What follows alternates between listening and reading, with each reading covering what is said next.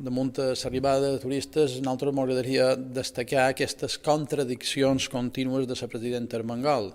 Vull recordar que va començar defensant la senyora Armengol una desescalada lenta i assegurava fins i tot públicament que calia sacrificar la Setmana Santa.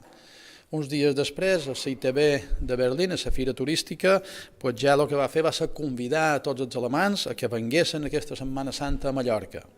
I ara ahir, a una entrevista a un diari, reconeixia que és un risc que venguin els alemans a Mallorca i dona la culpa, com sempre fa, a tercers. En aquell cas dona la culpa a Espanya i a Alemanya de que venguin aquí els turistes. Aquells tumbos que ha anat donant la senyora Armengol crec que són molt dolents de cara a la imatge d'aquí de les Illes Balears. Jo crec que la pregunta realment que ens hem de fer és si estan preparats des del punt de vista immunològic per rebre turistes. Som la comunitat autònoma que té menys percentatge de població immunitzada. Som el destí turístic del Mediterrani amb menys població immunitzada. Alemanya té una incidència de contagis pitjor que les nostres illes.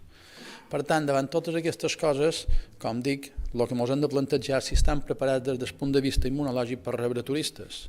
I no ens hauria de passar el que ja va passar l'any passat, n'hauríem de tornar a treballar en la mateixa pedra, perquè les imatges que hem pogut veure dels turistes alemanys arribant ara, aquell cap de setmana a Balears, recorden en aquell pla pilot de l'any passat i tots sabem com va acabar.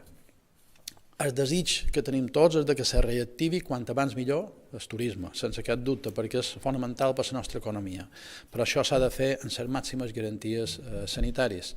I nosaltres molt ens temem que ens hem dormit molt aquí a Balears en tot el que és la vacunació massiva. Se xerra molt de vacunació massiva, però després realment mirant les dades i de massiva no té absolutament res de res.